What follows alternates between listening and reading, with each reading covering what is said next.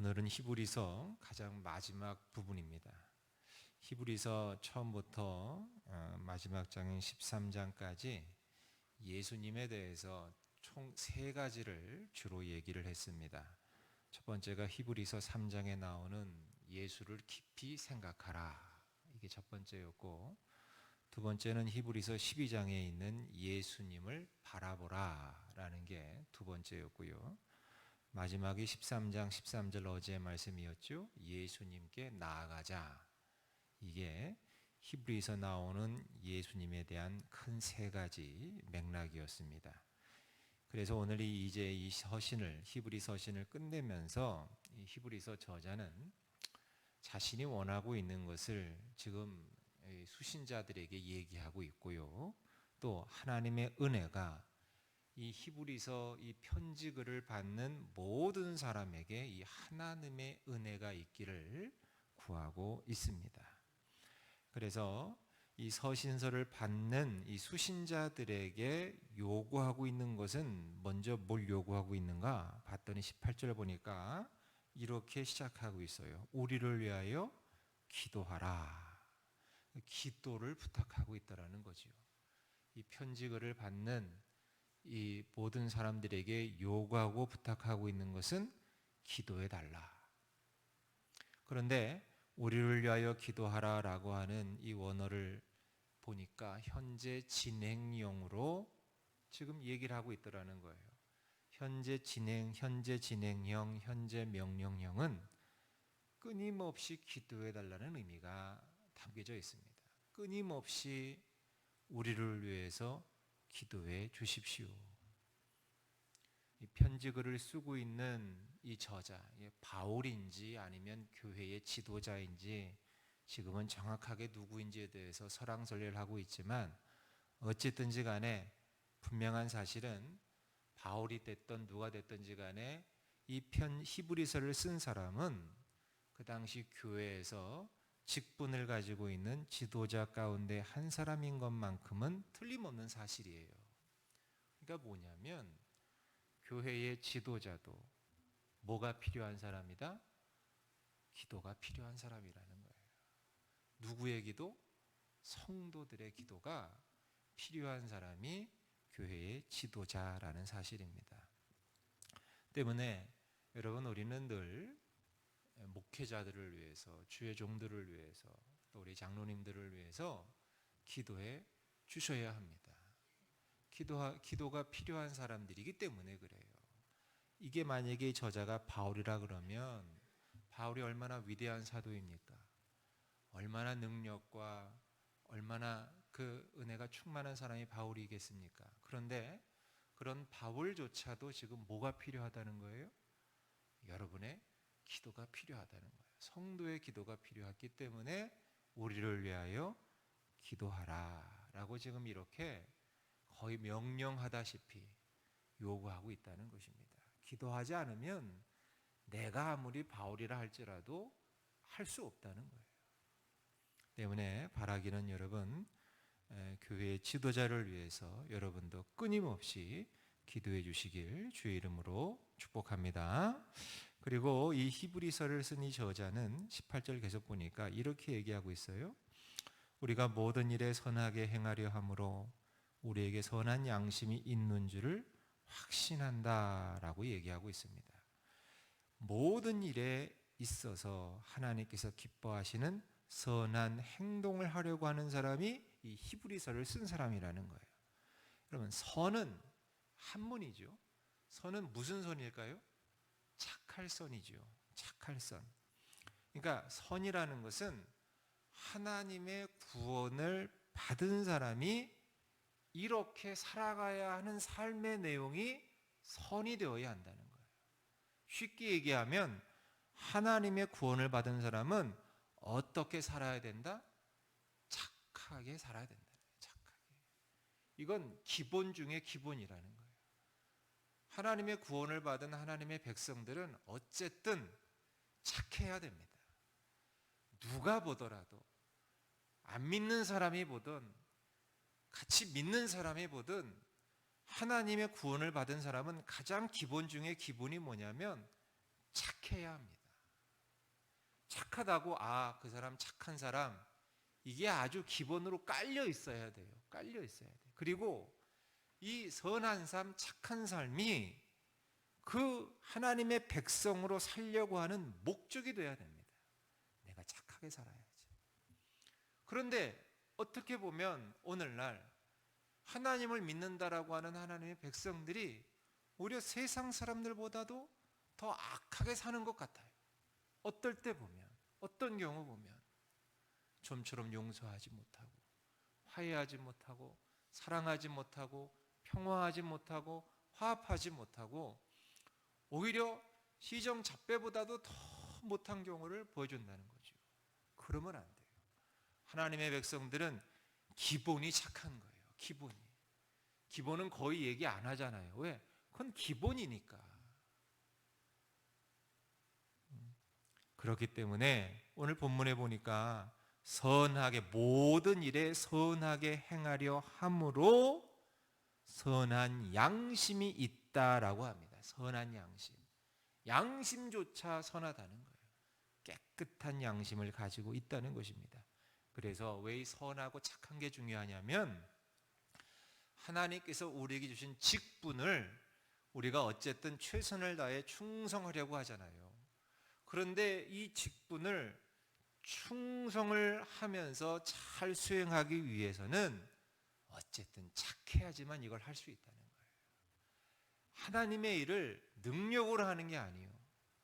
하나님의 일을 재주로 한다고 생각하지 마세요. 하나님의 일을 지식과 경험으로 내가 할 수 있다라고 착각하지 마세요. 하나님의 일은 내 선한 양심을 가진 선한 행실로 하는 거예요. 착한 마음으로 하는 거예요. 하나님의 일은. 착하지 않으면 하나님의 일은 할 수가 없는 거예요. 때문에 바라기는 선한 양심을 가지고 하나님의 착한 행실을, 착한 삶을 사시는 우리 귀한 하늘교회 모든 성도 되시길 주의 이름으로 축원합니다. 그래서 이런 착한 사람으로서 19절 말씀을 계속 보니까 이렇게 얘기하고 있어요. 내가 더 속히 너희에게 돌아가기 위하여, 이렇게 얘기하고 있습니다. 왜 속히 돌아가기를 원했는지 정확하게 알 수가 없어요.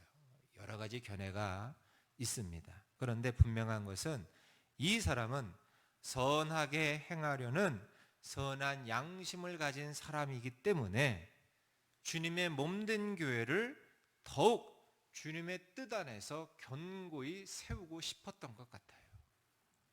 그래서 다시 돌아가 다시 만나는 길을 열어주십사 기도했다는 것입니다. 돌아가서 함께 주님의 몸된 교회를 견고히 세우고 싶다. 같이 하고 싶다. 너희 속에 돌아가 이제 다시 한번 힘을 합해서 교회를 세우고 싶다. 사랑하는 여러분, 우리는요 모두 이 땅에서 예수 그리스도를 위해서 일을 할 때에 혼자 할 수 없어요. 같이 해야 돼요. 우리는 다 도움이 필요해요. 그렇기 때문에 서로를 위해서 기도하는 삶이 있어야 한다는 거예요. 왜? 나도 부족하고 너도 부족하고 쟤도 부족하고 우리는 다 각자 부족해요. 부족하기 때문에 나도 너를 위해서 기도해 줘야 되고 너도 나를 위해서 기도해 줘야 되고 우리는 서로가 서로를 위해서 끊임없이 기도로 도와줘야 돼요. 그래서 기도하는 삶이 있어야 돼요. 이 서로를 위해서 기도해 주는 것은 성도의 삶의 가장 중요한 내용 중에 하나입니다. 그래서 우리는 하나님의 은혜가 필요한 사람들이고 그리고 부족한 사람들이고 그래서 위로는 하나님의 은혜를 간구하는 기도를 드려야 되고 옆으로는 서로가 서로를 위한 기도가 필요하다는 사실, 이 사실 잊지 마시고 늘 기도하는 삶을 쉬지 않는 여러분 되시길 축원합니다. 20절 21절을 보니까 또 이 히브리서를 받는 이 히브리 이 편지를 받는 이 수신자들을 위한 기도의 내용, 이게 나와요. 그러니까 교회를 위한 기도의 내용이 되겠지요. 20절에 보니까 거기 보니까 예수님을 양들의 큰 목자라고 얘기하고 있어요. 양들은 뭐냐면 교회를 표현하고 있는 거예요. 그러니까 교회의 큰 목자이신 예수님이겠죠. 하나님을 그러면서 이 예수님과 관계에서 말씀하시는데 뭐라고 표현하고 있냐면 하나님을 우리 주 예수를 영원한 언약의 피로 죽은 자 가운데서 이끌어내신 어떤 하나님이다? 평강의 하나님이다라고 얘기하고 있어요. 죽은 자 가운데서 이끌어내셨다라는 말은 부활을 의미하는 거겠죠. 죽었는데 거기서 이끌어냈으니까 이건 부활을 얘기하겠죠. 예수님의 십자가의 죽음은 영원한 새 언약의 증거지요. 완전한 속죄를 이루신 것이지요. 이 영원한 속죄의 피를 하나님께서 연락하시고 이제 부활의 역사를 일으키셨다는 거예요. 그런데 그런 하나님을 평강의 하나님으로 표현하고 있어요. 평강. 우리가 정말 좋아하는 단어, 사모하는 단어가 평강이지요. 그런데 이 평강은, 이 성경에서의 평강은 우리가 세상에서 이해하는 것처럼 아무 일도 없이 고요한 호수처럼 잔잔한 그런 뜻이 아니에요. 성경에서의 평강은 가만히 보니까 이게 구원을 뜻하는 용어더라고요. 왜냐? 대속의 죽음이 있어야지만 비로소 누릴 수 있는 것이 평강이라는 거예요. 이 평화, 이 평안, 이 평강은 아무것도 하지 않는데 누릴 수 있는 것이 아니라 이 평화와 평강을 누리기 위해서는 그 이전에 십자가에서의 대속의 죽음이 있어야지만 비로소 얻고 누릴 수 있는 것이 평강이더라는 거예요. 예수 그리스도로 말미암아 비로소 하나님의 은혜의 보좌 앞으로 장벽을 찍고 나아가서 그 안에서 누릴 수 있는 삶의 상태가 평강이라는 것입니다. 그래서 하나님을 평강의 하나님으로 표현하고 있는 거예요. 이 평강의 하나님께서 이제 교회를 어떻게 하시기를 원하는가? 우리 21절을 다 같이 한번 읽어보겠습니다. 21절 시작. 모든 선한 일에 너희를 온전하게 하사 자기 뜻을 행하게 하시고 그 앞에 즐거운 것을 예수 그리스도로 말미암아 우리 가운데에서 이루시기를 원하노라. 영광이 그에게 세세 무궁토록 있을지어다. 아멘. 첫 번째로는 뭘 원하는가? 교회를 어떻게 하시길 원하는가? 첫 번째로는 하나님께서 하나님의 뜻을 행하도록 하기 위해서 모든 선한 일을 온전하게 하시기를 기도하고 있어요. 온전하다. 이 말씀은 원어의 뜻을 보니까 부서진 뼈를 맞춘다라는 뜻이 있대요. 부서진 뼈를 맞추는 게 온전함이라는 거예요. 또 망가진 그물을 수선하는 게 온전함이래요. 부서진 뼈를 맞추는 게 쉽습니까? 교통사고를 최근에 우리 사모님 한 분이 당하셔서 그 얘기를 간간히 옆에서 듣는데 무척 그게 어렵더라고요. 잘 아물지도 않고 회복하는데 굉장히 힘들다는 얘기를 들으면서 많이 마음이 안 좋았는데, 근데 이 온전해진다는 것은 뭐냐? 부서진 뼈를 맞추는 거래요. 부서진 뼈를 맞춘다. 그러니까 왜 온전케 하는가? 교회를 바로 이 선한 일을 할 수 있도록 회복시키시겠다는 거예요. 선한 일을. 또는 선한 일을 할 수 있도록 필요한 게 있는가? 그런 것들을 공급해 주시겠다는 의미예요. 이렇게 하나님의 뜻을 행할 수 있도록 그렇게 그걸 원하고 있다는 거예요. 두 번째, 이 하나님께서 교회를 어떻게 하시길 원하는가? 바로 하나님께서 보시기에 기뻐하시는 것, 즐거워하는 것을 우리 가운데서 이루시기를 하나님은 원하고 있다는 거예요. 하나님의 기뻐하시는 뜻이 이루어지기를, 하나님의 그 선하신 계획이 이루어지기를 기도하고 있다는 거예요. 구하고 있다는 것입니다. 그래서 이 교회를 위한 이 기도의 내용은 한마디로 말해서 하나님의 나라와 의를 구하는 기도가 되겠다는 것입니다.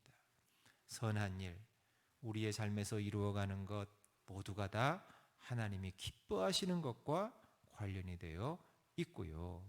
그래서 중요한 것은 영적으로 성숙한 사람은 구하는데, 기도하며 구하는데 가장 먼저 하나님의 뜻, 하나님의 기쁨, 이걸 구한다는 거예요. 기도할 때. 더 나아가서 교회도 마찬가지. 교회도 왜 존재하는가? 바로 이 하나님의 뜻, 하나님의 기쁨을 위해서 교회는 사실은 존재하는 거예요.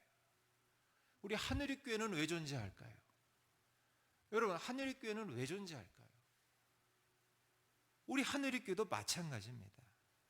이 하나님의 뜻, 하나님의 기쁨을 위해서 하늘의 교회도 존재하는 거예요. 근데 하나님의 골칫거리가 되면 되겠어요, 안 되겠어요? 하늘의 교회 생각할 때마다 하나님의 머리가 지끈지끈하고 두통이 나고 그러면 안 되는 거 아닙니까? 우리는 다 하나님의 기쁨이 되기 위해서 존재하는 존재들이에요. 우리의 목적은 하나님의 기쁨이 되는 거예요. 찬양도 맨날 부르잖아요. 나 주님의 기쁨 되기 원하네. 근데 왜 기쁨이 되지 못하고 왜 하나님의 골칫거리가 되고 근심거리가 되고 아파하는 존재가 되냐는 안 된다는 거죠. 우리는 어떻게 해서든지 간에 하나님의 뜻을 이루어가고 하나님의 기쁨을, 만족을 드리기 위해서 애쓰고 기도하고 노력해야 된다는 것입니다. 왜? 그게 교회의 존재 목적이기 때문에. 그게 진짜 하나님의 자녀요, 진짜 하나님이 사랑하시는 교회이기 때문에 그렇습니다. 그러면서 이어서 마지막으로 그러면서 이어서 22절에 그 예수를 믿는 성도들에게 이렇게 권면하고 있어요. 권면의 말을 용납하라. 권면의 말. 이 말씀을 책임 있게 받아들이라는 거예요. 이 모든 말씀을 책임 있게 받아들여라. 그러면서 25절에 히브리서의 마지막 결론을 이렇게 얘기하고 있어요. 은혜가 너희 모든 사람에게 있을지어다. 은혜가. 여러분, 모든 사람은 그리스도인 모두를 의미하는 거예요. 히브리서에 보니까 은혜라는 말씀이 곳곳에 나오고 있는데, 한마디로 말해서 그리스도인은 하나님의 은혜로 사는 사람임을 의미하는 거예요. 우리가 예수님을 믿고 구원받은 것도 하나님의 은혜이지만 우리가 오늘을 이렇게 사는 것도 하나님의 은혜로 살아야 한다는 거예요. 내 힘으로 사는 것이 아니라 하나님의 은혜로 산다. 사시면서 여러분 고백하십시오. 하나님, 문득문득 고백하세요. 하나님, 제가 지금 사는 것도 하나님의 은혜로 삽니다. 하나님의 은혜로 삽니다. 이걸 고백하고 있지 않는 사람은 절대로 그 은혜에서 빠져나올 수가 없습니다.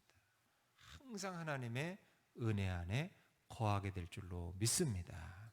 오늘 이 말씀 여러분 명심하셔서 내 존재 목적이 무엇인지, 교회의 존재 이유가 무엇인지, 또 나는 늘 항상 지금도 하나님의 은혜로 살고 있음을 잊지 않으시면서 이 하나님의 은혜 안에 날마다 거하시는 저와 여러분과 우리 하늘의 교회 모든 성도 되시길 주의 이름으로 축원합니다. 하나님 아버지,